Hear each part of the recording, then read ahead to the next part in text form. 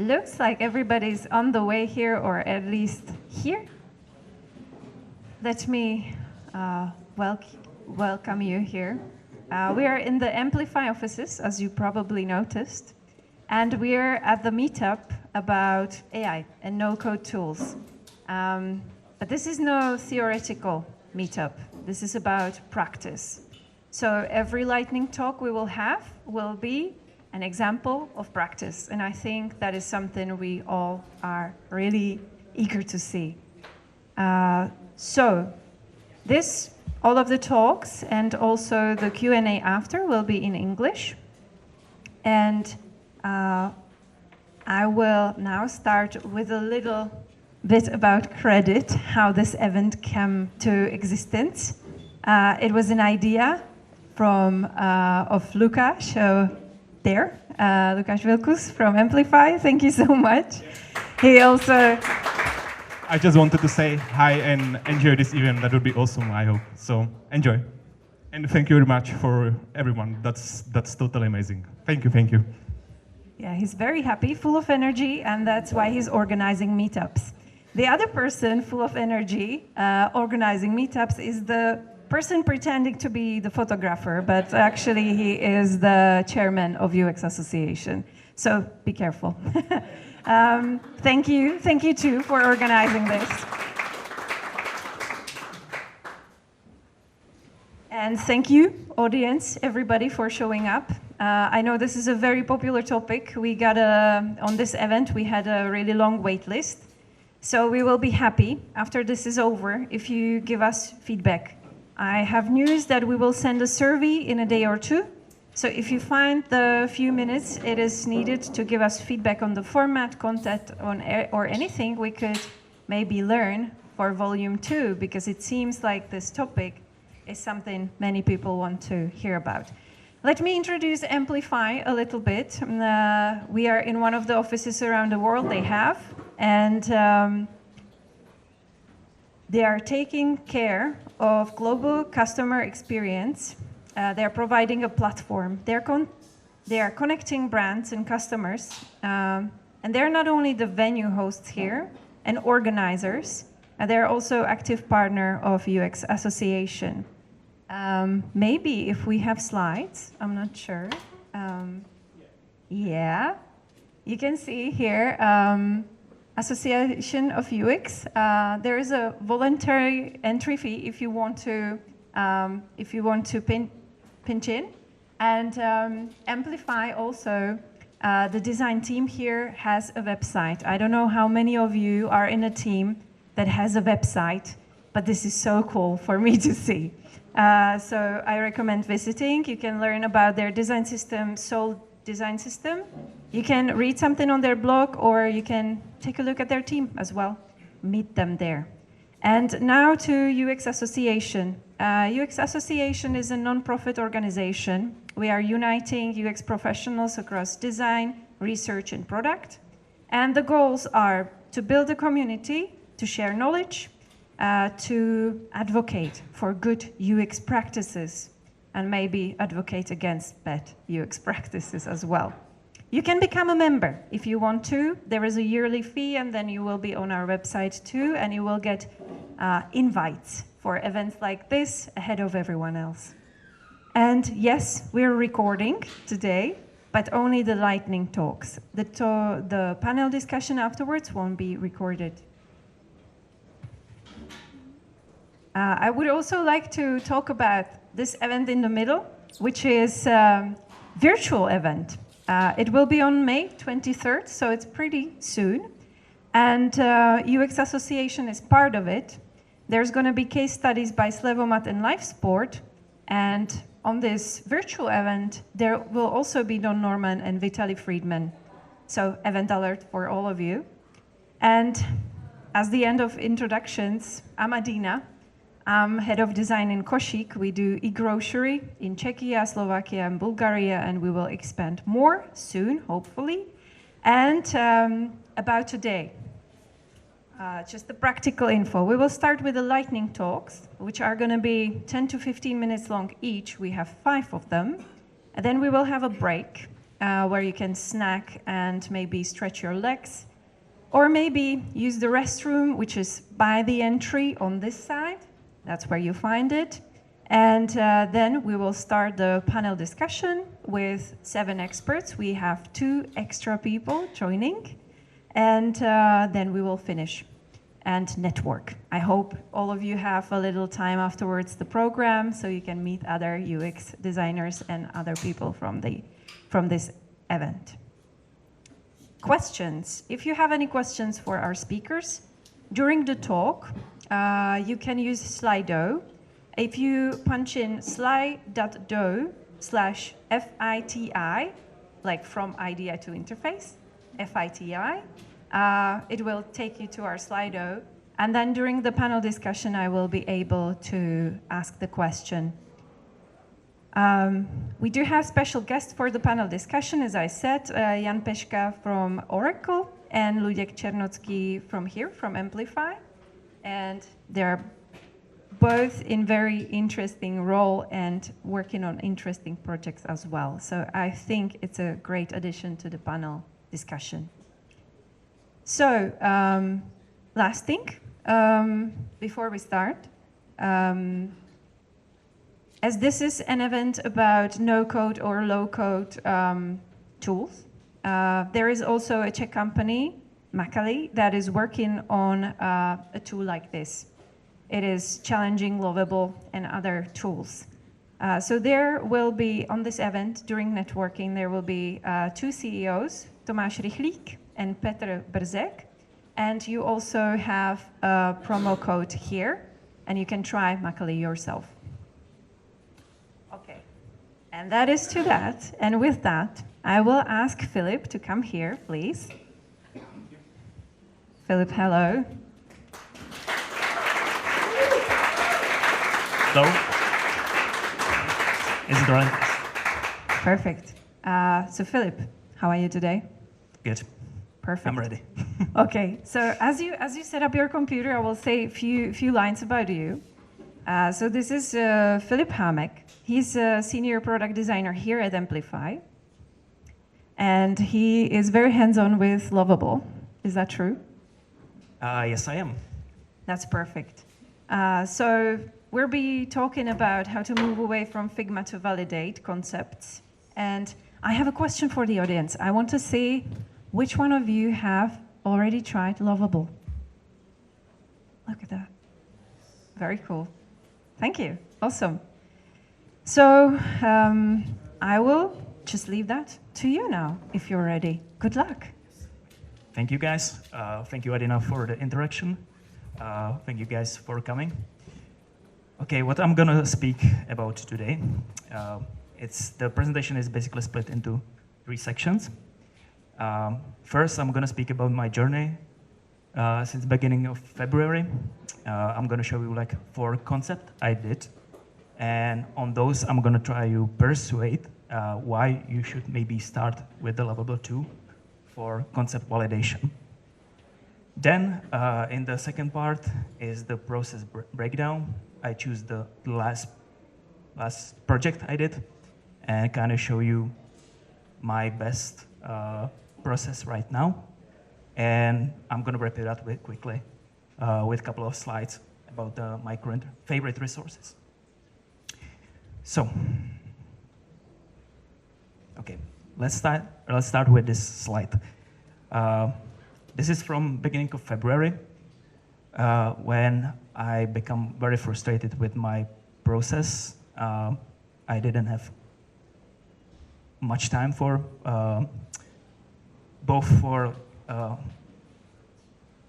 designing, but also validation. Little bit of context. This is project for new feature we are developing in Amplify called Teams, and this small UI is basically for inviting multiple users at once. Yeah. As you can see on the left side, basically probably the frustration most of us designers knows. Basically, you are iterating, doing multiple versions, and it become mess. Another issue was I quickly realized I cannot ever in Figma validate all those small interaction details. Like how it's going to behave if I'm going to paste multiple users from Google Sheets. What happens if the user is already in product but not in the team? What's going to happen when user is going to write incorrect email, right? All those like small interaction that is hard to find out in the Figma. So that was the time I already did like a bunch of small personal projects in Lovable.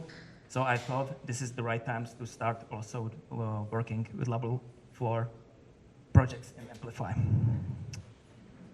So what you can see on the screen is basically first experiment I did. I'm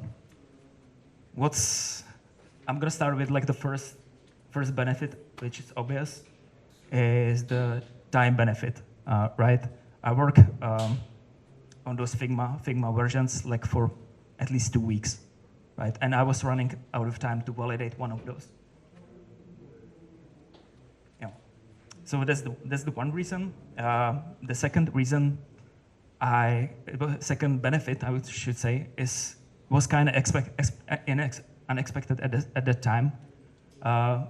When I showed this version to my tech lead developer, he came next day with the basically same approach, but he just did it in the cursor. So from that moment, basically, we just perfectly aligned on those two versions, basically. And we check all those details, like error states, how to paste multiple users at once. And yeah, honestly, this is nothing like sexy, right? You could say from design point of view, it's like industry standard. Many companies already using these patterns, like Figma. But for me, this is one of my favorite design I did in last like 6 months. First, it was like the implementation phase was like almost no headaches, right? No hard feelings during UX assessment because you said something and your developer didn't understand you, how it meant. Maybe it wasn't in the specification, right? All those like headaches you usually have in the process. All right, so that's the first experiment. The second 2 experiments, but I'm going to mainly stay on this, is for other product I'm owning. It's called Chatbot. It's basically building flows for chat automation. Nothing super interesting. What I wanted to talk about, another benefit is rather, as you can read at the bottom, is bringing the concept on the kickoff meetings. Usually, from my personal experience, on those kickoff meetings, designers are very passive, I would say, because people on those discussing like business detail, technical issues, right? And there's some like collective decision made on those meetings, and kind of it's taken like after the meeting, and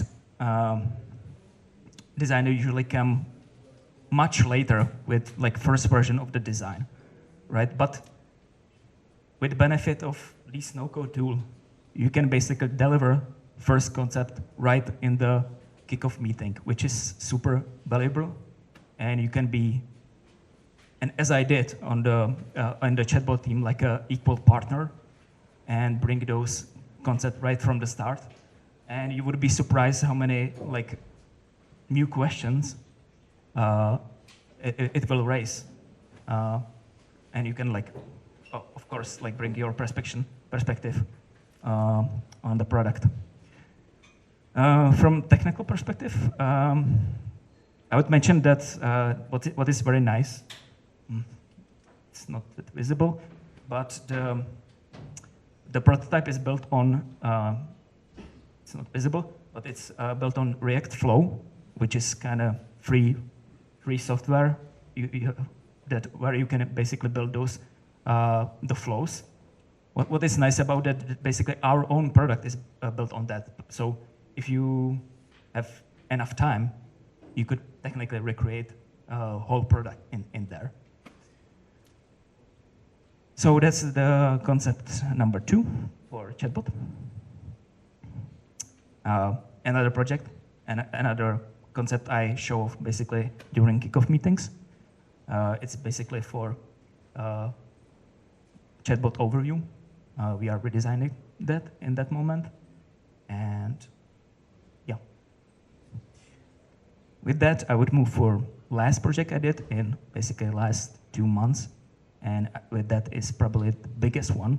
I'm gonna start with introduction, a little bit of context, what you are seeing. Currently in Amplify, we have like very extensive roles and permissions feature. But to be honest, based on the feedback we have, it's not very user-friendly, it's hard to understand, and it doesn't scale at all for new products, and it's not built on React, etc., whatever. So it's basically not optimal any type of client we have, either small or big. So it was basically perfect time to start with the redesign.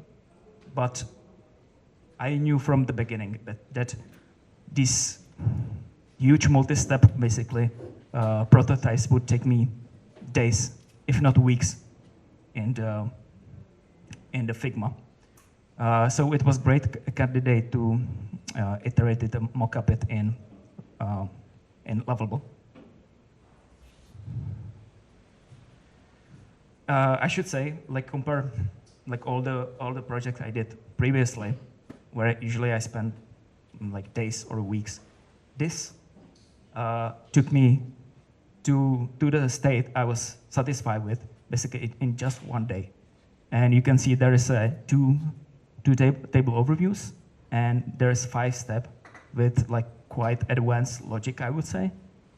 So it was quite amazing because you have basically in just 1 day, you have something you can show to stakeholders and developers. So everybody can be aligned. So that was kind of benefit of time, which I already showed on a previous experience I did. But during the process, I also noticed that Lovable kind of bring other benefits. The one was is like it's kind of bring me, or I should say like check in on me, like if making sure I'm doing like a good design. I purposely highlighted this part in that prototype because when I started with experimentation in Figma, I didn't connect the dots at all that something like this would be valuable. Even with hundreds insight we have in product board, even from testing we did. Even I did kind of extensive research on our competitors. No one has that. Even like industry standards patterns, like no one had that. And there was a moment in Lovable when the tool asked me if it makes sense to show some live preview because you have so many steps. I was like, wow, okay, of course. So that's another benefit of Lovable. Sometimes it's gonna basically connect dots for you. It'll help you have better design. Another benefit is the usability testing is much smoother, especially for us. I'm visually doing like the 30-minute slots with our users. So it was so refreshing. I could just share the link and this user knew basically hit from the moment. You didn't have to explain how to refresh prototype in Figma, right? You hit the keyboard R and other things. That was like really amazing.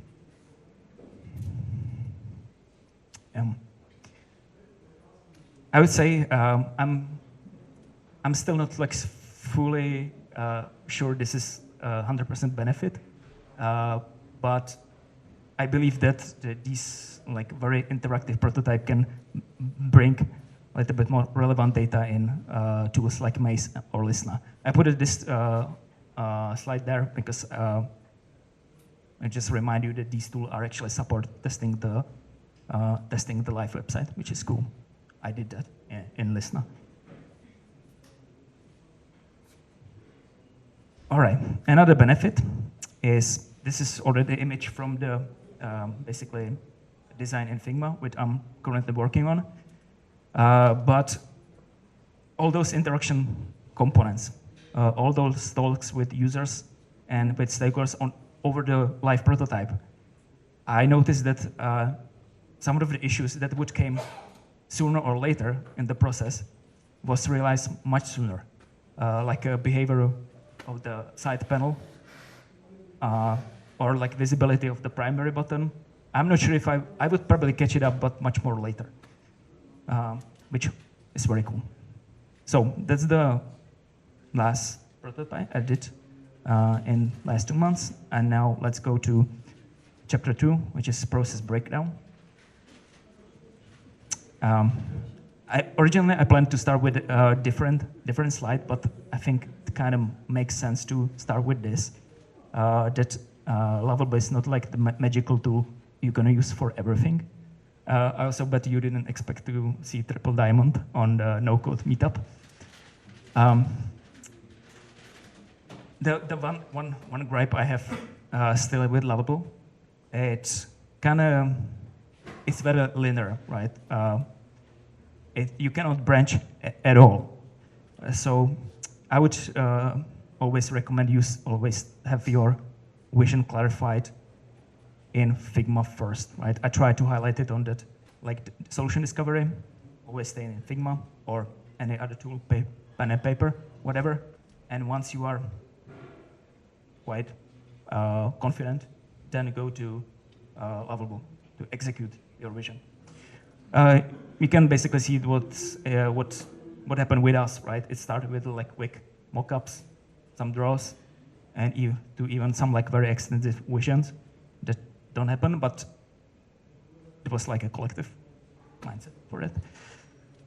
So nail down your vision first, and then what I'm using lately is GPTs. There are GPTs that are purposely built for Lovable that help you basically to clarify your vision. You can see like my original message. I almost write like the whole article, which didn't make sense because Lovable is basically supporting just like three requests for every prompt. So it's kind of helping you be more on point, one could say. Yeah. So once you are basically done with like a first prompt, so there will be some generation. I could summarize my process basically in this circle, which is like iterating. Always starting with this new cool fancy tool called Super Whisper, which is basically translating your speech into text.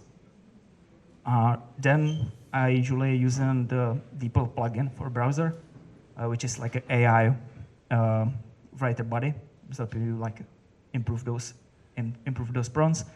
And then I paste it into Lovable. But before I send it to execute my prompt, I always turn on the chat mode. There's 2 reasons to do that. The first one is it's helping you see the like a vision of the Lovable, how he's gonna do that prompt, and the second one is obvious. It's kind of prevent like losing money, right? Because the Lovable tool is still quite costly. So with turning on the chat mode, it's always you can see the first what the Lovable is gonna do. So because you are validating the concept. You are not necessarily using your DS. I would recommend the process I'm doing, basically using huge, well, basically there is dozens of libraries on the internet at this moment, which is like amazing UI components. And I'm building basically my prototypes as, oh, sorry. Okay, so I'm building basically the prototype like a Lego. You can see some inspiration from 21st Dev or Origin UI. And then I'm tackling like the issues when this is basically in the state where I'm like from 70, 80% very happy. And you can tackle those issues that for sure will come with different approaches. For like simple stuff like static, like, I don't know, for headlines, you can use the edit mode. For like a very advanced stuff, you can use dev mode, but I have a problem with that because it's all those fancy components are built on Tailwind, which is not very beginner friendly. So if you know about this stuff, you can do that. Another approach is basically don't hesitate to use screenshots. Take it back to Figma, do some annotation mockups, and send it again into Lovable. It works as magic. All right, and a quick summary. As I said, use Super Whisper, Deepo, and those GPTs for prompting. If you want to learn more about those topics, I would recommend Lovable YouTube channel. It's quite good. They are doing like workshops every month. I would also recommend listen to Red Deep Dive podcast because he's inviting people who are actually talking about or even building those tools, right? So it's sometimes like very interesting, their mindset behind it. And for prompting, I would recommend this dual Mark issue. And for technology and no code, Robin Ebers. And as I said, this is the last slide. Use a lot of UI libraries. They are very cool. Outside of like using just for the Lovable. And that's it. Thank you. Thank you, Filip. I'm gonna just say those resources you saw. If you scan the code, you're gonna find it on Notion. Are you sure? Isn't it's a Rickroll? No. Okay, perfect. Filip, thank you so much. Thank you so much. I will take this. We can leave it there. Before I invite another speaker, how are you doing energy-wise so far? If this is like the top and this is like a little, can you give me a scale? Still good? So it means the air conditioning is working. That's nice. Perfect. Thank you. So, Filip, thank you so much. We will see you at the discussion. Matej, please come here. Let's change the laptops.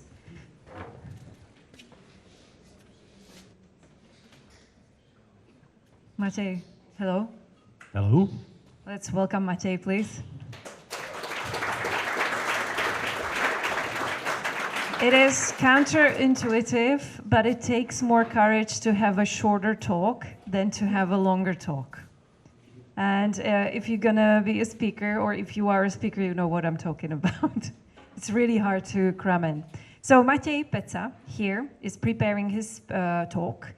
He's a design engineer at Supernova. He's been in Supernova over 5.5 years. And he turned from visual designer to design engineer back in fall 2024 before it was cool. Yeah, that's it. That's really incredible. Okay, so hit it off and also tell us about Supernova because I'm skipping that part. Yeah. Hello. Thank you for having me because I'm really eager to tell you about this project because I love it. That's why I became a design engineer, that you can really build stuff that is real. And I hope that I can pass some of the passion for this to you. So, that's me. I am former brand designer, then I switched to UI design / UX for product, and then now I'm like designer who shape or design engineer. I work at Supernova, and because it's all about the AI, like nowadays all is, so I asked a cursor to scan our code base and tell me what Supernova does. And it did quite a good job. Supernova is a design system platform that bridges the design and development by importing Figma files, managing tokens and components, and generating code and documentation. So, from that description, you can see that we are the tool built by developers and designers to developers and designers. So we naturally strive for being like the art of the state of the art in the industry. And hence that project came up because what is the dynamic app theming other than like the pinnacle of UI theming nowadays? So it's a perfect example of design-driven feature that would hardly ever get any priority on a product roadmap if you don't have any design engineer on your team. So this is something that I was striving to achieve. Fully programmatic system that create custom UIs and even themes with just default presets, with just basic 3 inputs, which is background color, accent color, and contrast. It needed to be reusable for different product areas because the Supernova is not just what you thought, what just you saw, but we have different applications. For example, exported docs, so it needed to be reusable. And of course, it needed to support dark mode because, to be frank, I'm kind of ashamed that we went so far without having it. So this is the technical challenges I determined myself because this was like a rogue project back then for me. I was only one working on that and kind of didn't tell anyone. So the first one was to do no change in our current tech stack or token structure. The second one, to fill the circle, I needed to promote that procedural generated tokens back to Figma, so we as designers could work with them in a Figma. And the third one, personally my most fun, is how the heck do I do it? Because back then I didn't know anything about React. I did a little bit about HTML and CSS, but that was it. So I jumped in. And I needed a proof of concept on both sides, like technical. I knew that it could be done because there are apps that already doing it, for example, linear. But I needed the proof of concept that I am capable of doing it. So the first step was to get some color format which can be suitable for that. And I discovered a miracle called OKLCH. Unfortunately, I don't have enough time to talk you about all the benefits, but this is the basic advantage that I built upon on. That you can see that in the HESL, which is the human-readable color format, with the same lightness and saturation for 2 different hues, the real lightness is not like for human eye perceived the same at all. On the other hand, OKLCH is much better. So the best benefits of having this color format is that is human readable, which makes the calculations of the tokens predictable. It all supports of all the main browsers, and it supports the wide gamut P3, which makes it future-proof. Okay, so I have a color system, but I don't know what to do. So actually, I asked AI. I started with V0, which is like the build prototype tool from Vercel, with this quite not that long prompt. So I get this. It worked, as you can see, but it wasn't like exactly what I needed, because the problem I was solving was too broad, and the solution in my head was too specific. And nowadays tools don't have this like options to be very specific within UI. But it was still good enough for me to learn from, so I could move on. I had a right color space. I had a proof of concept that it could be done, like technical-wise. So I needed to dive to our code base and just try and learn again, again, again. Again, I didn't know anything about React by then. So I asked the cursor a lot of questions, a lot. And actually, I get to this. So it's impressive, right? Like from UI perspective, just focus on the top bar. It's beautiful. Yeah, but it worked. By that time, I was able to generally to update the tokens with the values that was generated fully, just from 3 inputs up there. Okay, so how did I do it exactly? It worked, but there still need to be a lot of work done to look nice. So where did it go to our current system? This was our setup. Pretty straightforward. We had a static CSS based on reshape and tailwind, and these values from this static CSS were directly applied to React component. I just did that I put this middle layer in between. It took the names and the tokens from the static CSS, and via TypeScript, it generated the new values, and then it was applied to React component. But how the actual values are calculated? Just to give you a context, we have like 163 color tokens in our system that we use, and we use them in 2 modes. So in simple math, it would be like hours doing it all manually. And we had, like during the process, I discovered that we need to cluster all the tokens into basically 3 areas. Neutral UI elements, which are for like backgrounds, for borders. Then there are like accent colors, which are for basically for primary actions, like nav items or CTAs. And the third cluster is the semantic and decorative colors. They are differing in the methods they are computed. So this is the section in our UI that user can choose theme preset or go fully custom with background, accent, and contrast. And that's how the token values are calculated. It takes the user settings values, and it applies some adjustments multiplied by a contrast multiplier with the slider you just saw, and it generates this new values. For example, if you see that for the background page, it's just the background color user selects, because that's it.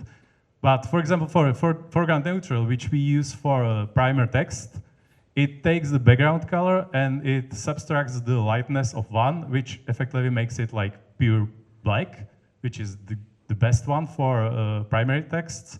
But for a secondary text, it subtracts just 0.5, which makes it like a gray. But the important thing here is that all the other aspects, all the other properties of the token stays. So if you choose the background color with some slight tint, for example, nowadays it's like blue tint really popular, it stays in even in the foreground neutral faded. So it's persistent and it's calculated based on this base value. The same thing applies for accent color. Again, background primary is the same that a user picks, border the same, but for background faded, it just takes the accent color and it applies the lightness of 0.8, but multiplied by the contrast. What it means? It means that in our system, all our colors are defined really simply.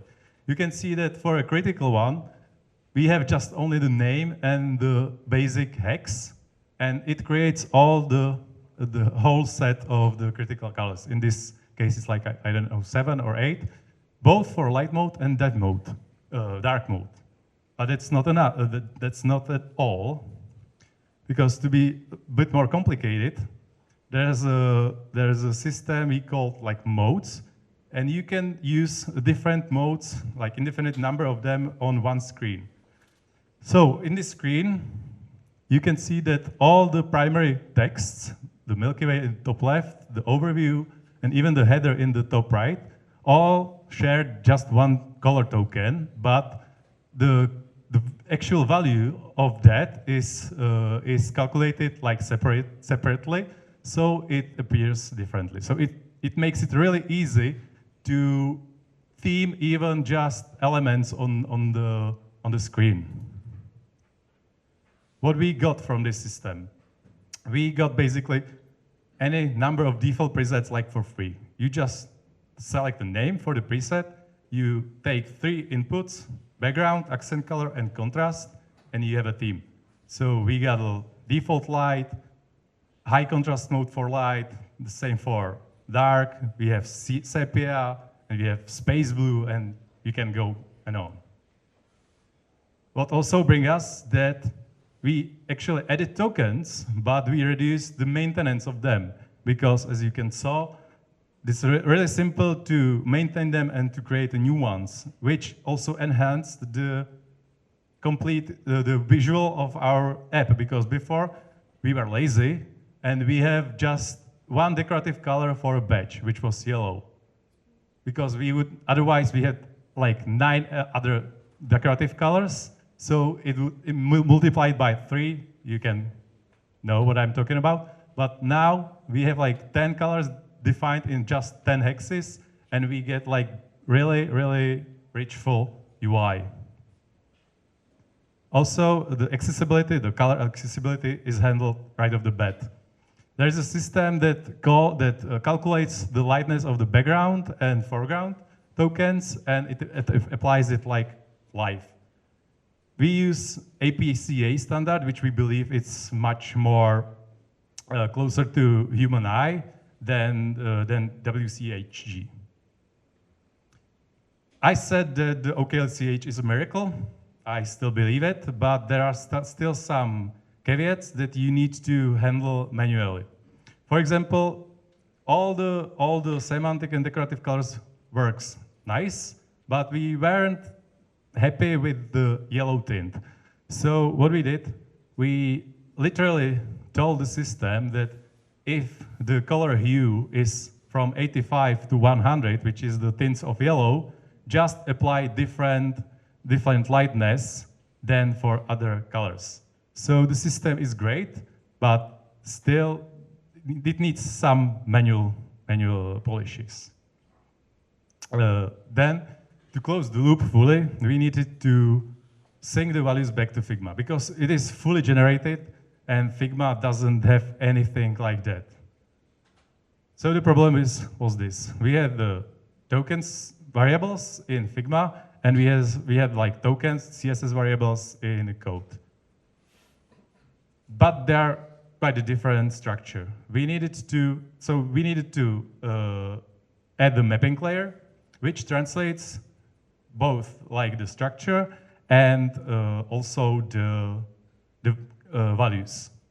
Then we needed to update the initial JSON we got from Figma, and then we need to get back to Figma. Luckily, for the first and the last step, there is a plugin, which was pure luck, that is made by Honza, which is my colleague. And I was in the research, I was asking, hey Honza, do you think your plugin can do it? And he was like, nah, that's not for it. And I was like, I think it is, because I just tried and it did. And he was like, okay, let's do it. And actually, it was the only plugin on the market that was able to do it, because it treated the variables via IDs, not the names, which was crucial. But still, there was like a lot of things to do to make it happen, like extract the implemented CSS variables, map the CSS variables, and update the Figma JSON. And I didn't know how to do it. Again, I asked Cursor, and it did all of it. I didn't have to write like a single piece of code here, because the AI works exceptionally well with structured data, which is basically what you get from JSON from the Figma file. And the same way, it performs phenomenally in mapping and parsing tasks, so you don't need to read like tedious things like regular expression at all. Like, good luck with solving that without AI. So what are my key learnings from this project? Working with AI, I work especially with Cursor, is excellent in explaining concepts. It's brilliant in executing and well-specified tasks. And it wrote almost all code for me. But I learned a lot of technical, both technical and theoretical. For example, the color theory. On the other hand, however, for the project of this specificity, it was not able to deliver the whole project like just by prompting. I still feel the need to have the deep understanding of the system because it's crucial for maintaining and for any fixes and stuff like that.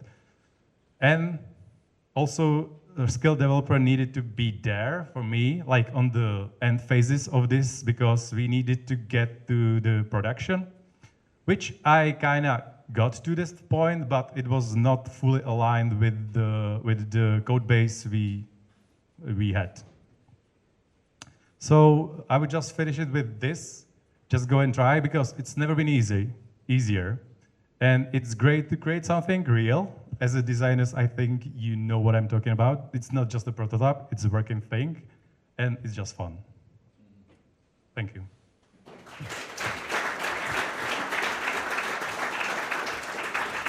Maciej, thank you so much. Great. Okay, I will ask Lukáš to join us. This one. Lukáš, welcome.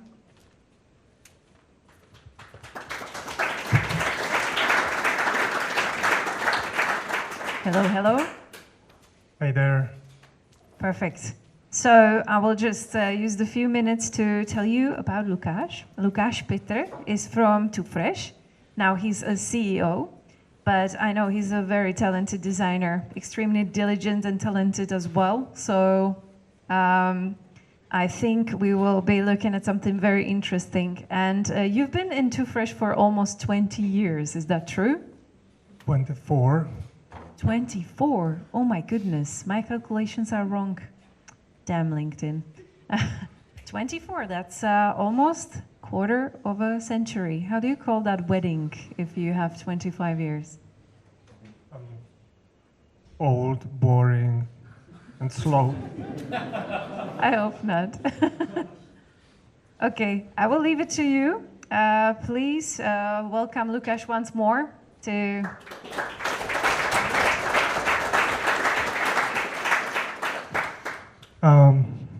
Yeah, so I've been to Too Fresh for 24 years, and the job of Too Fresh is actually upskilling designers and delivering exceptional services. That's what we do at Too Fresh. But today I'm here to talk about Ray. I spent last 12 months in this Silicon Valley startup, and my job here is to build things comfy UI workflows and designing interfaces around these workflows. So let me show you a couple of them. Before we get to them, Ray is actually here to enable people to express themselves using generative AI. And as you can see here, the word consumer, this is really important because unlike B2B or SaaS services, consumer world is crazy. It has no logic, it's very chaotic, it's driven by attention and status, unlike B2B, which is driven by profit and logic. So this one is really important. And we believe there is a problem with current generative AI tools, and the problem is their interfaces. They are too complicated, and they are prompt-based, which is wrong. We believe in a that simple UX that is mobile first. As you can see here, we imagine apps that work like this. You just drag an emoticon like here, and it does the magic. Speaking of magic, this is what we call finding product market fit. Our startup is in idea phase. So we are still looking for the magic. My first example of workflows is my favorite one. And I'll switch here to Comfy UI. This is how Comfy looks and works. We got some models here. We got some nodes that are taking care of resizing images. And here is my control center. I actually need to be zoomed just here. I don't need nothing else to work with this workflow. Actually, this workflow, you might think that this is too complicated. This one is like a little elegant workflow, very simple one. And what this workflow does, it blends these images together. And I also use this last one, this skull, as one that defines the shape, actually 3D shape. So when let's say I will run 32 of these, and at the end of my talk, let's see the results. We will be mixing these two images, and they will appear in this shape. So I'll just press Control Enter.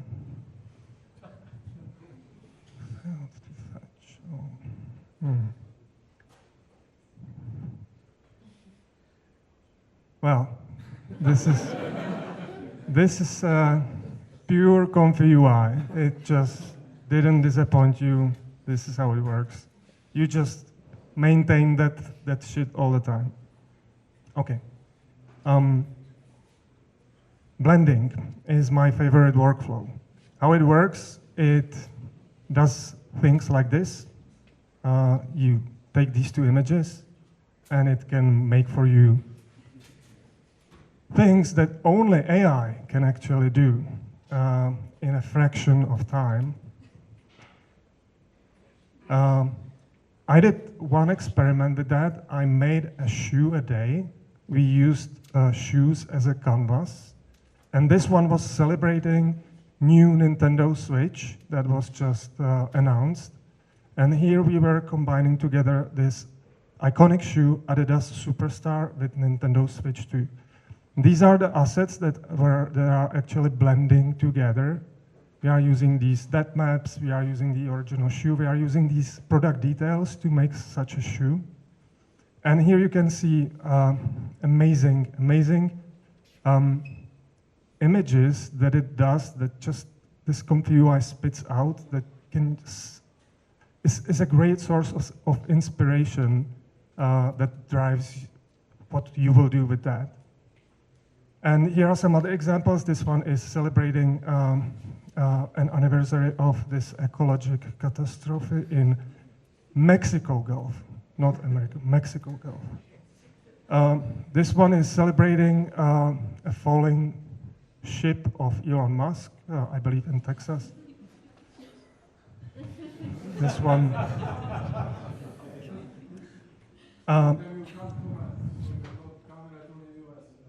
Yeah. So this is the interface we built around that. The first image on left, you just swipe those up and down and press the button to blend them. And yeah, this is that simple UX. And this is an exploration we did on these on a second version of this interface, where you can see how you can kind of make some of these more powerful. Make, for example, the tennis ball more pronounced in what you want it to blend, and use a shape of a rabbit to actually make those two things to appear in a shape of rabbit. Next is fashion filter. What it does, it takes any photo and it detects your clothes, and you can then drag any other picture of clothes and make this magic happen. And it is actually fun if you do things that you actually are not supposed to do with those. So, and this example I love a lot, because this is just beautiful. Next filter is called Vibe. It works very similar to the fashion filter, but here it is taking care of everything else. It takes care of the environment the person is actually in. So here you drag an image of a living room of an ordinary image, and suddenly the person is in the living room. And notice what it does with all those details, with the light and everything. It's just incredible. Another example here, it can take you to a war zone or to a completely another space. So what this autonomous workflow does, it is working without a human actually making those masks. It is all being detected. It writes its own prompt. It is just autonomous. And this is the DAD, I believe, UX we built for that. You just simply take a picture of clothes of someone or use the library here and drag the image on the person you want to be changed. Next is expression filter. And this is, again, an amazing piece of technology. This thing is called Live Portrait. And what it does, it uses another pictures or videos to drive this model to change your face expressions like this or like this. And the interface for that, you just drag an emoticon to a face and it changes it this way.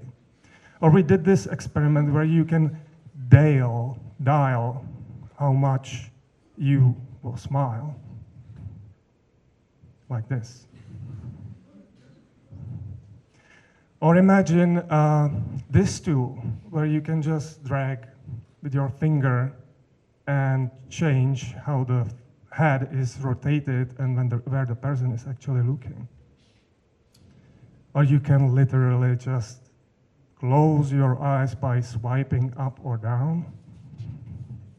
So, the learning, you kind of feel like a magician when you can do things like this. And I am really excited to have this opportunity to work with models like these and technologies like these. So what could go wrong here? If you want to hear some details about how we validated those interfaces, please visit my talk at Web Expo, where I will uncover these. But one thing is totally clear. When it comes to express yourself as a consumer, as a human, it just doesn't work with AI. Because authenticity is everything. So what we hear all over again and again is that it is just an AI slop. When it comes to changing yourself, your appearance, I love this analogy with fake flowers. We have been to a hotel in London this weekend, and this hotel is like full of fake flowers, and you just don't mind. It's perfectly okay. It feels nice to be in such a place, but imagine that you gave your partner flowers that are fake, that are artificial. It just wouldn't end well, I would say. So you have probably noticed these services and models like HeyGen, and you might have seen some of videos of Honza Řezáč at LinkedIn, where he is talking with his avatar. Well, I guess it kind of works in business, but there is no place for this when it comes for ordinary people to express themselves.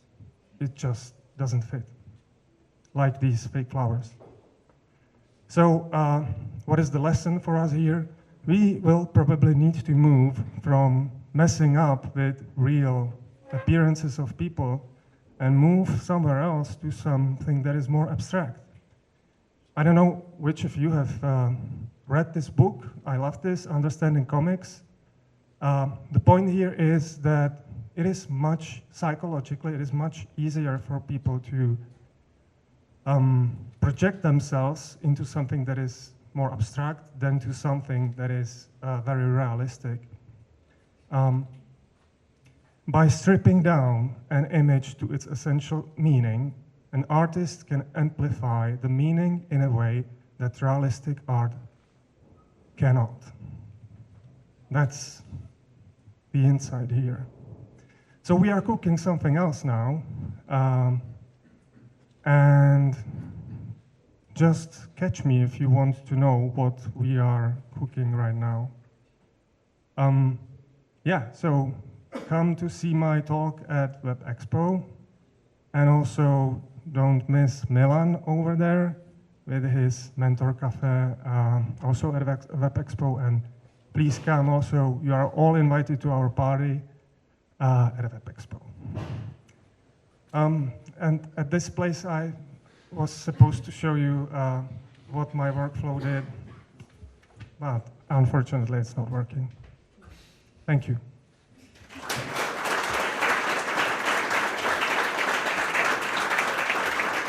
Look, guys, thank you so much. Thank you so much. So we will do another exchange of speakers. Tomáš, please come here. It's the moment. He's pretending not to hear me. Tomáš Janoušek is a product designer at Kabula right now. And he will show us interactive prototypes with Cursor, if I'm right. Tomáš, welcome. Hello. Hello, hello. Please welcome Tomáš here.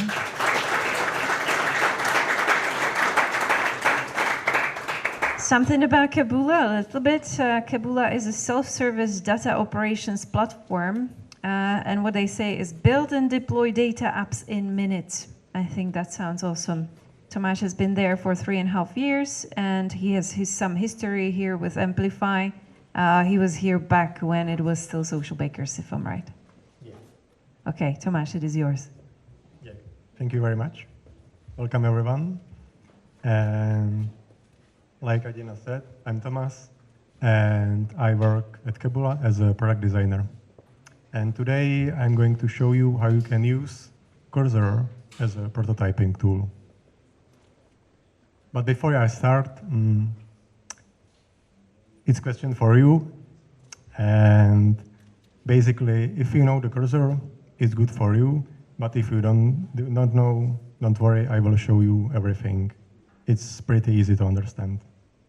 Cursor is basically the AI editor. It's made for developers, and there is also the chat, and it can help you write a code, create files and folders.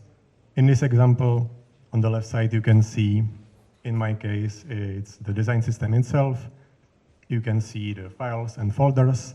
I have everything as a CSS file, and I have everything in components in this case. In the middle, you can see the content itself.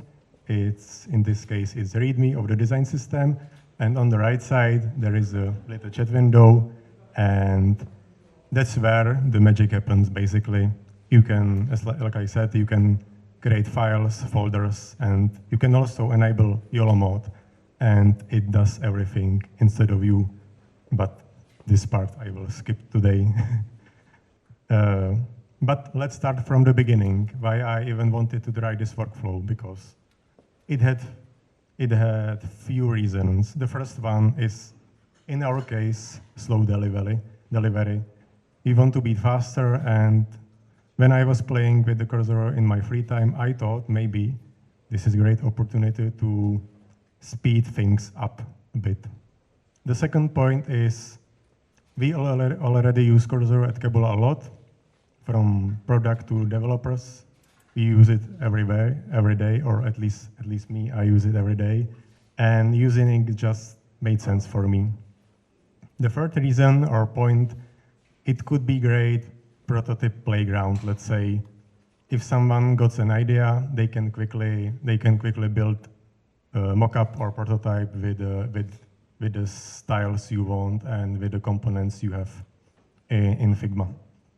And last but not least, this is personal one. I hate prototyping in Figma. It's just too much clicking, and the results is usually pretty bad, I would say. So let's see it in action. Now I will switch over to Cursor, and I will show you the structure there, and I will show you also the Figma on the right side. And basically, I will create a mockup with those components in the cursor. So let me switch the window.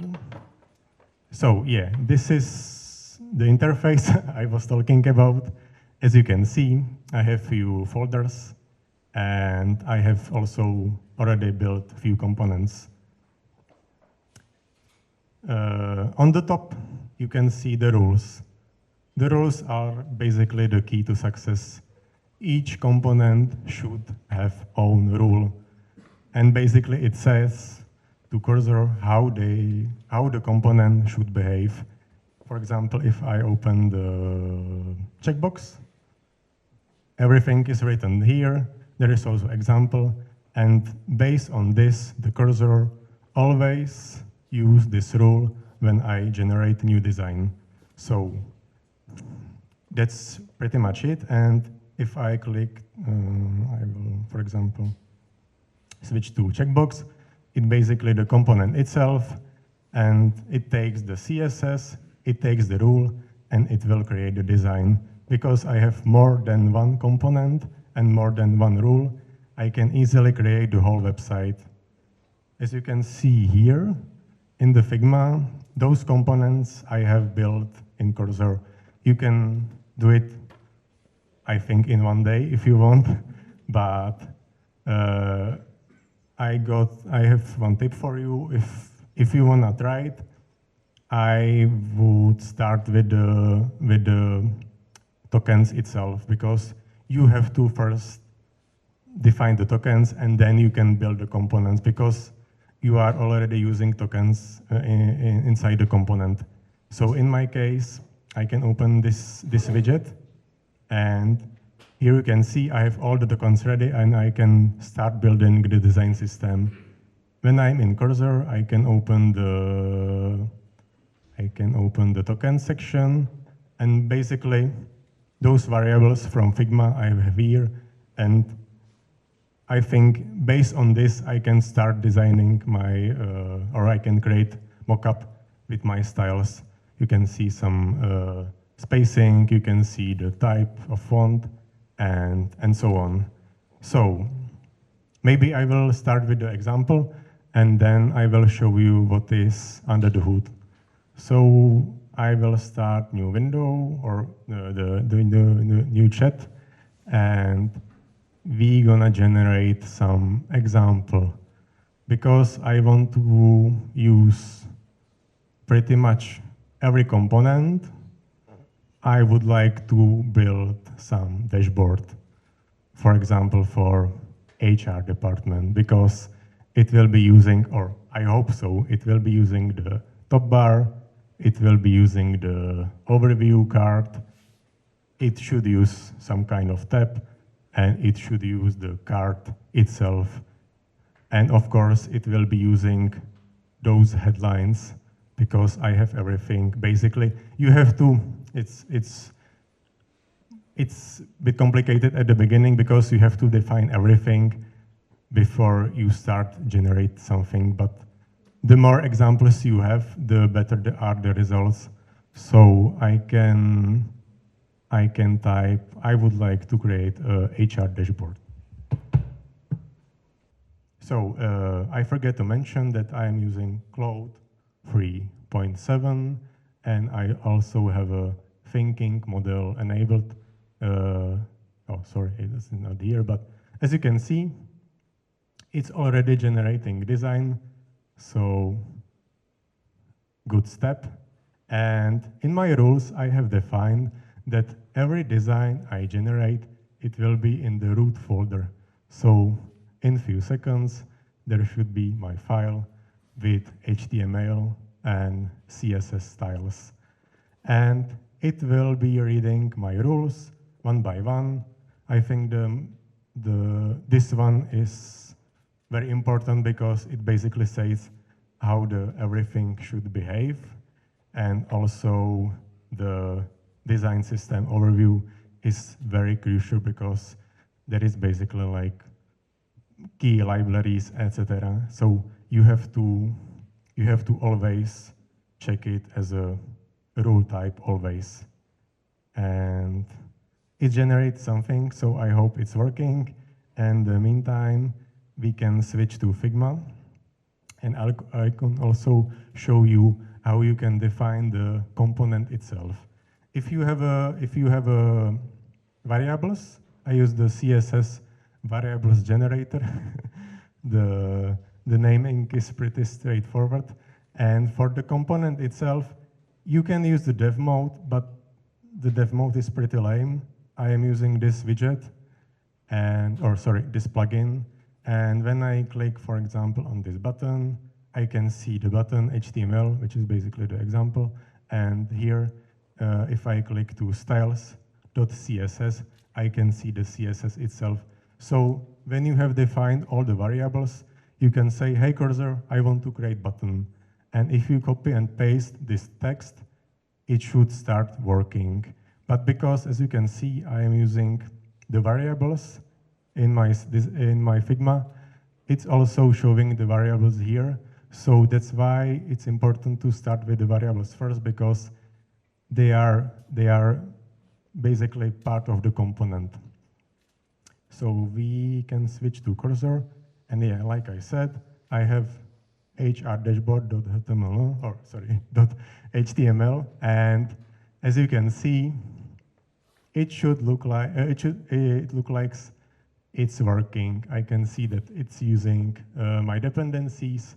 It's using main file of design system, which is in distribution folder, and I can see only one custom CSS. But it's good because it's for background and the margin is 0. And as you can see, it's using the top bar, or should, because there is a gap at the top. So if I drag it here, sorry, I have to do it like this. Yeah. Okay, it's working. And as you can see, it's a great example. All is working, so thanks, cursor. And as you can see, I am using primary and secondary button, and I also have all the hover states. I can also have all the hover states here, and I can also see the active search, and I can also remove the query. It's also responsive because everything is inside my layout.css, and everything is in my rules because I was debugging it for many hours. Because you have to create the component, then create the example, and then you have to test it. If there is any mistake, you have to ask first cursor what was bad or what he didn't get, and you have to basically debug your system or design system. So this layout is, I would say, pretty interesting because these components are not defined. I don't have defined this. I don't have defined the right higher status, and I also don't have defined any table because, as you can see in Figma, I don't have any table here because I was too lazy to create it. So we have AI, and it's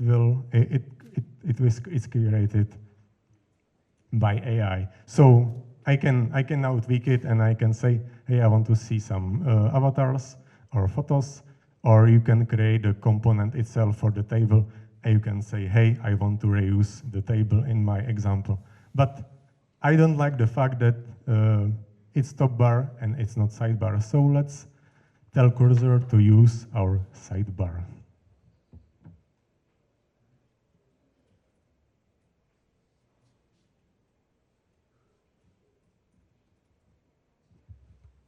So hopefully this was clear. And now it should change the top bar to the sidebar. As you can see, it's doing something, which is great. And hopefully we will see some sidebar.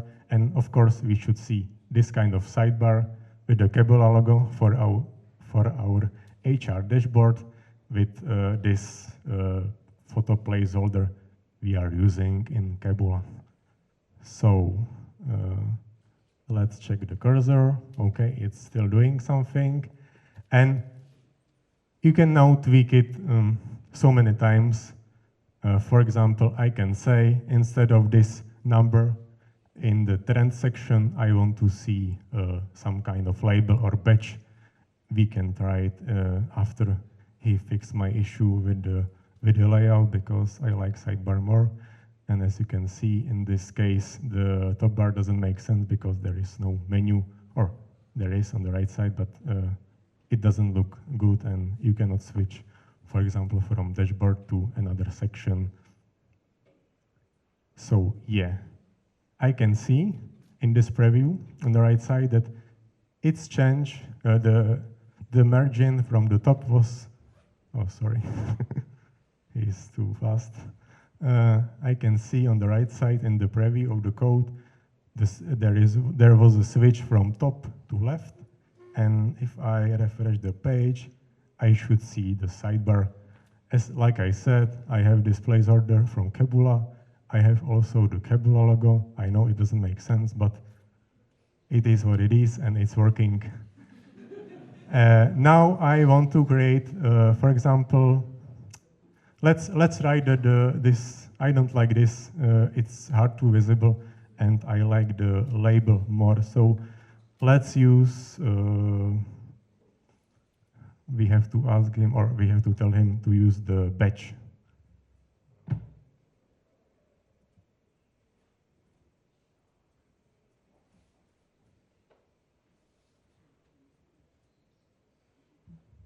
As you can see, I did the mention.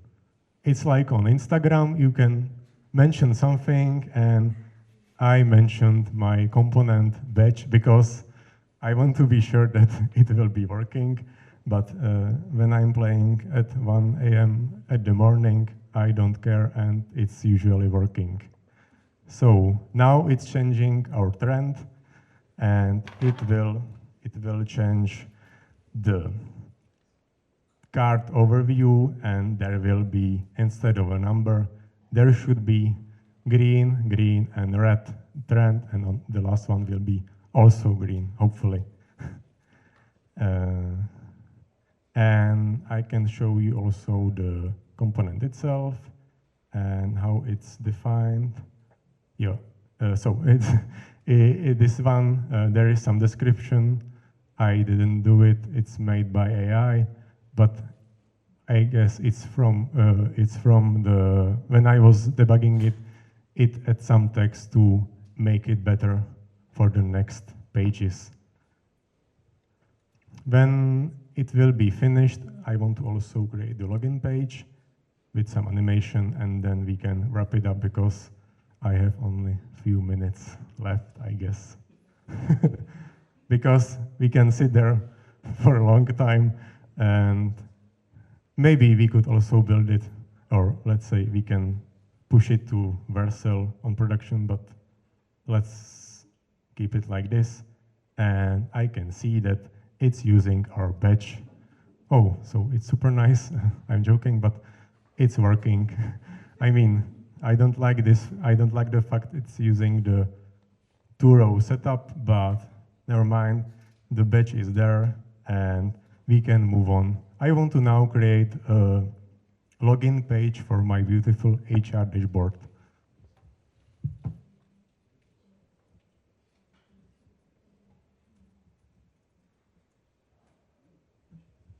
So as you can see, I again add the mention, and I mentioned my design system. Oh, sorry, I mentioned my example page, HR dashboard, and I should see in a couple of seconds the login page .html, and it should be automatically linked to my HR dashboard.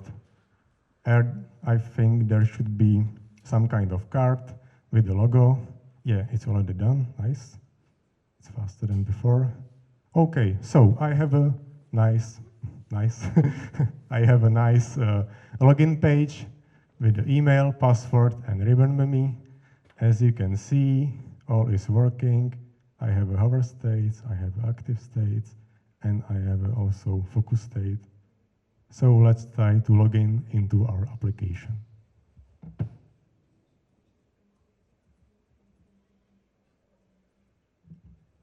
I don't know the login, so I guess it doesn't mind. As you can see, it's working. Now I want to tweak it a little bit, and I want to add some kind of animation because it's too flat for me.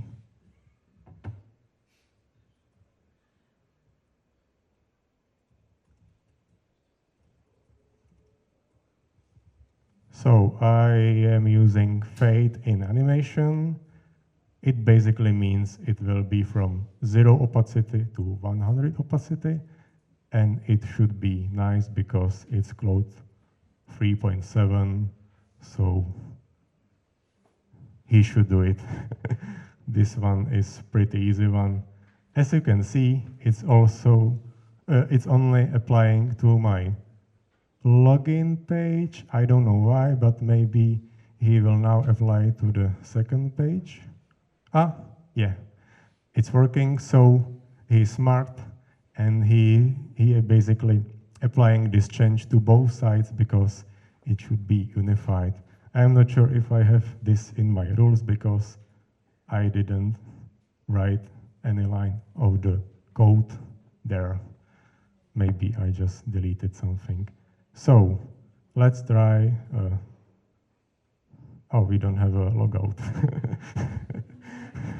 Never mind. So I forget to mention to make the logout. So as you can see, I have a nice fade-in animation. It could be much better, but I don't have time for it. Let's log in. We can try the validation. Oh, I have to use email.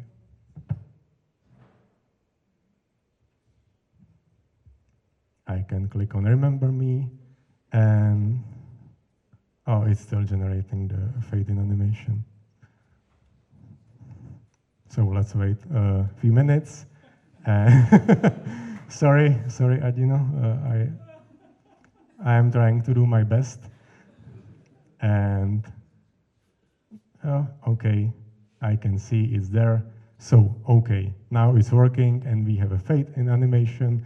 We have a basically ready to public the website or the mockup, and I think it's pretty nice because it was using my components, and this will work with basically everything you create.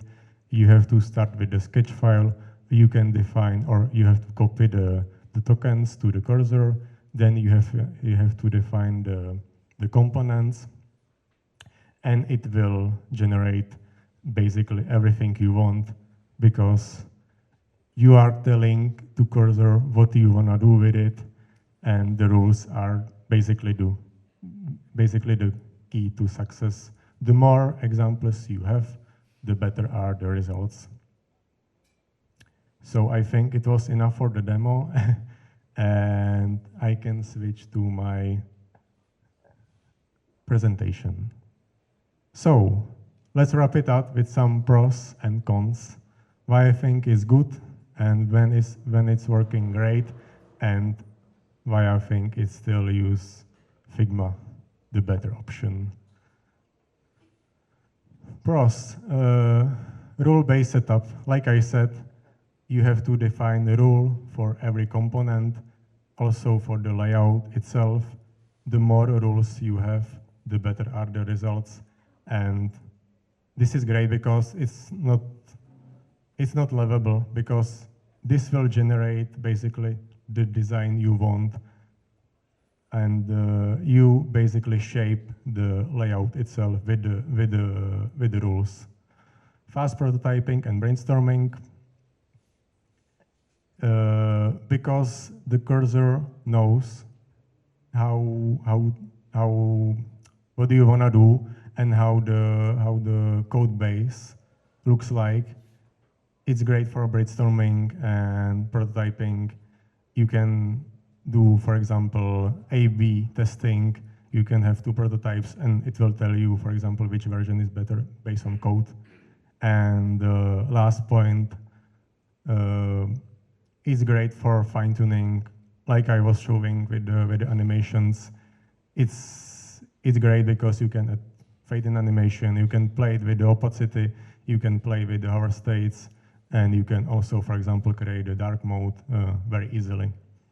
Cons, like I said, the setup is a bit harder, I would say. You have to spend at least 1 day in Cursor. You have to define the tokens, you have to define the layout, and you have to define the components. I think you can use this with your code base if you have, for example, Storybook, or you have already some kind of design system coded. I think it should work. We are currently exploring this way in the Kabula. We also have a playground with our production-ready code base. But because we use React, Tailwind, TypeScript, and so on, the prototyping it's much harder. And this CSS and HTML approach is much easier, and it's very easy to maintain. You can change the styles in Figma, and you also learn the code very easily because it's only CSS, and I think it's very close to Figma. And limitation, visual design, flexibility. You don't see the results real time, like in Figma. You have to open the website. You could see it in real time because you can start the server, the local one, but it's hard to set up, and it's still not fully visible what we are doing, so we have to do change and then refresh the page or wait for the change. It's not Figma, so in this case, it's bad thing, but I already saw some plugin that there was a canvas for the cursor, so maybe this is the way how to do it in the future. And the last, sorry, the last one, it's not ideal for heavy visual design. When you have a complicated layout, or you wanna create some kind of flow builder, for example, with so many components and so on, you have to decide if this cursor approach is better to use it over the Figma. I mean, before every task, I ask myself if it makes sense to do it in cursor. I usually say yes, and then I am like, oh fuck, maybe I should start with the Figma first. It will be much easier, and I didn't save any time, but it was fun, at least at the beginning. And yeah, I think that's all from me. I'm really happy that the demo was working, and if you wanna try it, or if you have any question, you can ping me on LinkedIn, and if not, thank you. Thank you so much, Thank you. We are nearing the finale, the last lightning talk that we will have. I will take your microphone. Oh, sorry. Or the next speaker. That's okay. We actually have two. We have Peter and Timothy. Are they here? They are. Perfect. Welcome, guys. Welcome. I will, for the starters, give you one microphone. Oh, you have two computers. Oh, no. My goodness. Oh, too much technology. Okay, just to introduce you, Peter Krazel and Timothy Breeding. They are from here, from Amplify. And I would say, very simply, you guys are doing the backend so we can do this fun part. So you are taking care of the of the data and everything. It's not connected, it seems like. Oh, there you go. Oh, perfect. So just to introduce a little bit, Peter works here as the Senior Director of Research. He works with ML engineers and researchers, is that right? Perfect. And I also know you're a photographer after hours. Great pictures. And he's been here for more than 7 years. Is that true? Yeah. Perfect. Yeah, true. Awesome. And Timothy is here almost 10 years. No, I'll be here 7 years this year as well. 7 years. Okay. And you work with the data engineering teams, and before you worked in the oil and energy industry, right? Yes, so I appreciated the BP shoe because I worked there during the spill. Sorry. Perfect. I won't take any longer, you guys. Hit it off. Good luck. Thank you.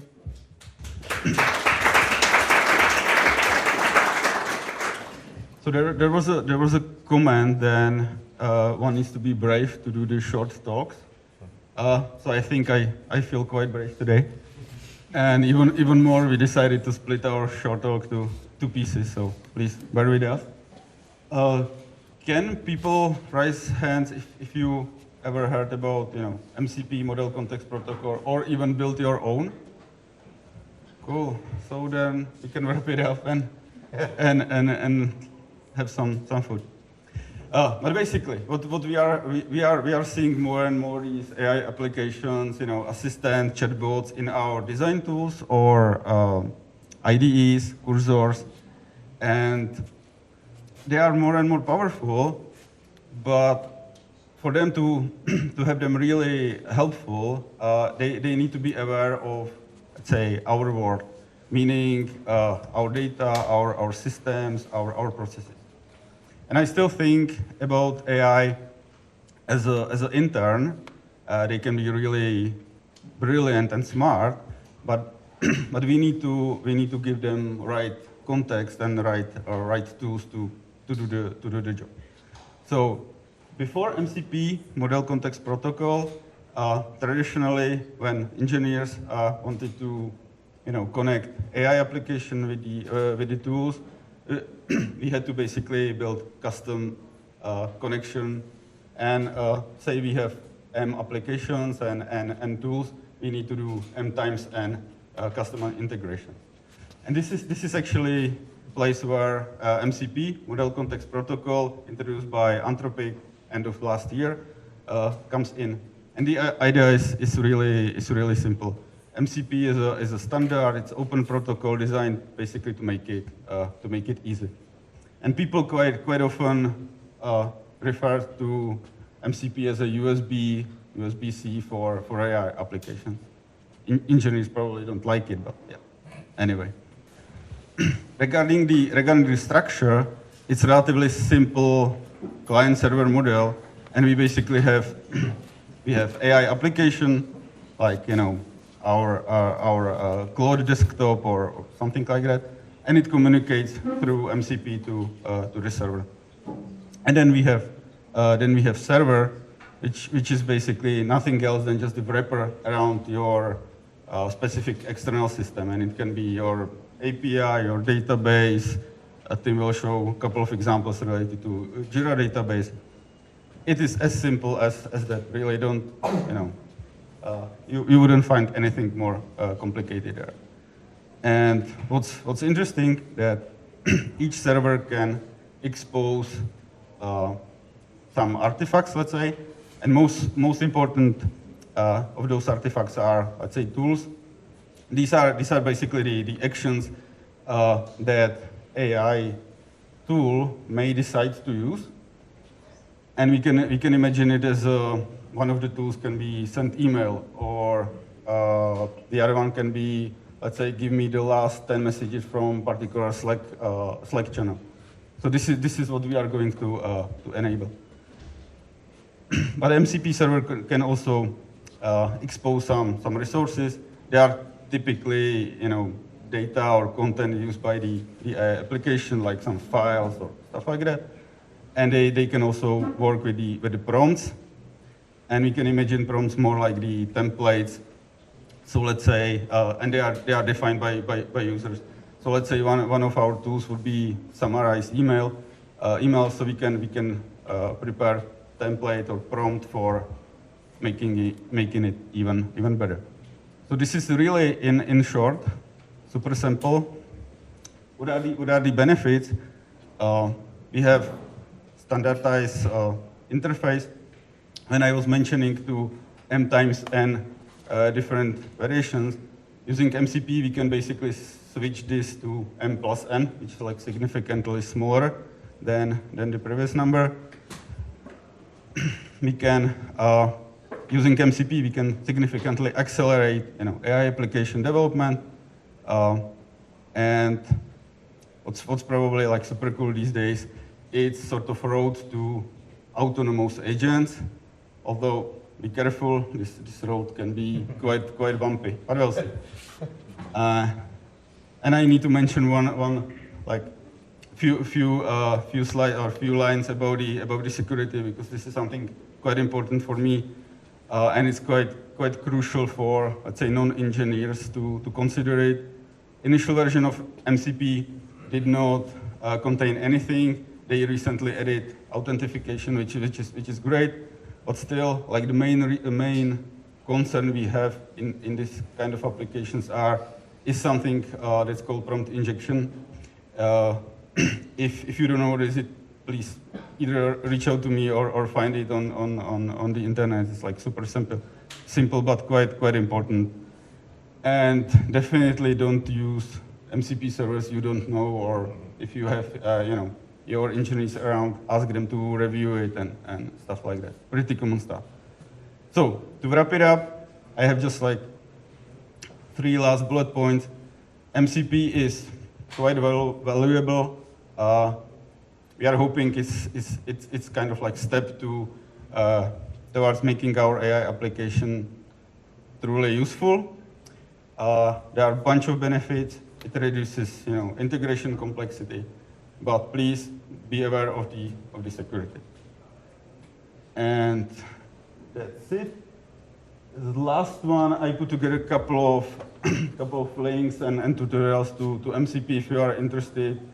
That QR code leads to my LinkedIn post with all these links if you are interested. And that would be all from my side. I would hand over to Tim, who will show you one cool example about like how MCP can be built. So I'll switch the cable. Yeah.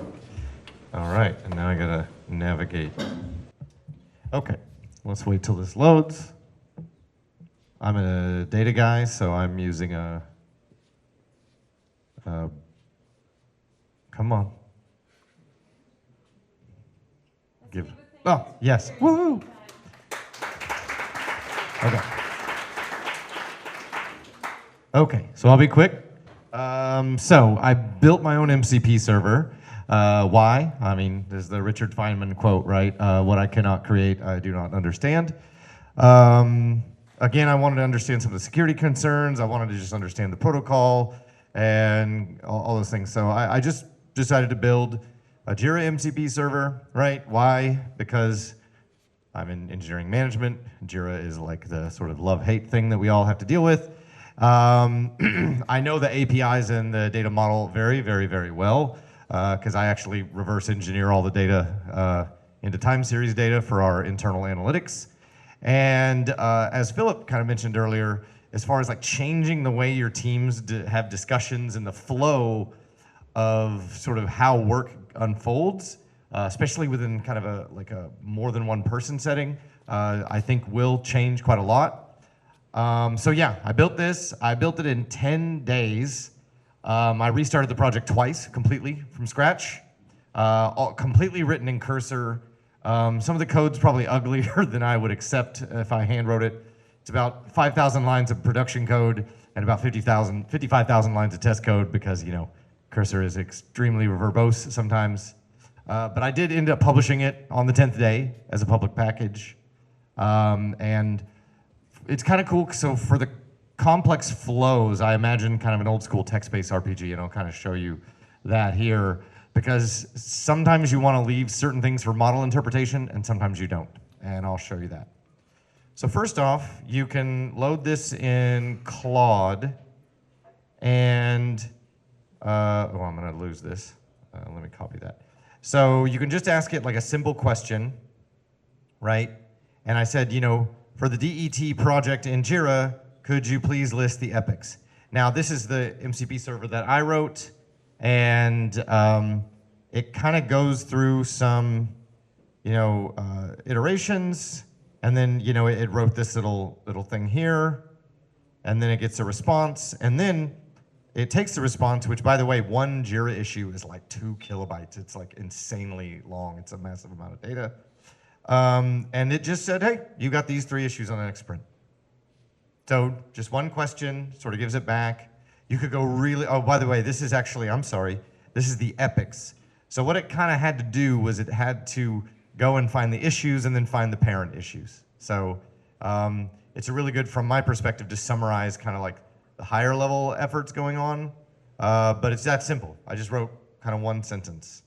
Actually though, if you look at here, it said the open sprints, which is not the next sprint. So I corrected it. I said, yeah, but I said for the next sprint. And it was like, oh yeah, my bad. And it did update the query. If you want to see that, it actually has that, which is a shortcut in JQL. So that is easy. You can put that in Claude. One of the things he meant with prompts and resources, I did experiment with that. And you'll see there are some here. I don't want to get into the details of that, but one of the reasons I abandoned those is they're actually not implemented into Cursor. Only prompts are. So getting to that, what I did here, a little bit more advanced, is getting back to the way a team or an engineer might work, is I'm sitting in my code base. This is actually one of our production code bases. And if I go here, I had this folder here, and threads right here, which is one of our networks we deal with. And I said, I want to create it in the EMS project, so it goes off, and this is a very stateful flow. And it said, hey, I found the EMS project. So in the EMS project, you can use these types of issues. I said, let's do a task, right? Oh, boom. So in that, I'm going to get all the fields for it, and then it says, hey, you need this. These are this is required. This is optional but recommended. So I did one prompt, and I'll show you this. And I said, make the summary, add some blue sky author feed worker, make the investment category this, and prior to that. And then I have another prompt. And I says, by the way, for prompt generation, if you don't know, use roles a lot. Tell it to pretend it's something else. So pretend you're a senior engineer who has a lot of Agile Scrum experience. Please look at this folder for inspiration from the code base and this other issue. I'll be honest, it didn't actually call the API for that issue. I said, once you can scan through this relevant information, write a complete and useful description. So it goes through all these updating fields, it gets a bunch of stuff, it does a lot of actions, and then it gives me a link to the issue. So we're here, and so if you see, this is the outcome. And I can tell you just without you guys understanding, so this is 100% correct, and I'm really surprised it got it. So it's like implement this, create methods to interface with the ATI, the AT protocol, define data types, and this is one of the libraries we use. It described most of the flow, it has the acceptance criteria, and it has the technical considerations. And then one thing, hopefully I can do here is this. So I wrote another hard-coded analysis tool, and let's see if this actually works. So what it does is it calls the API, it grabs it, actually runs it through. One of the reasons it has so much code in it is it pulls down the issue and runs it through a very extensive analysis mechanism. And it shows like, oh, there's no description, which is actually wrong. It has multiple external dependencies, but you know, what I eventually see, yeah, create a test plan, et cetera, et cetera. So the one beautiful thing about MCP is not only is it useful, not only, you know, it can get your Gmail, it can get your Slack and get this, but it can actually sit in the middle of a team while it has the context of something like your code base or other assets, and it can really like provide a lot of insights in real time. So I really like it. One last thing is that one of the reasons I use this is there's a built-in one for Postgres. And if you're like me, like a couple of years ago, I didn't really, or like 2 years ago, I didn't know anything about Postgres. So with a simple query, you can actually have it run pretty fancy aggregation. So like they completed 12 issues last time. I asked it, what was the median duration in days? And it calculates it. So you kind of don't have to know anything. It's pretty awesome. So that's it. That's kind of the power of MCP. Thank you.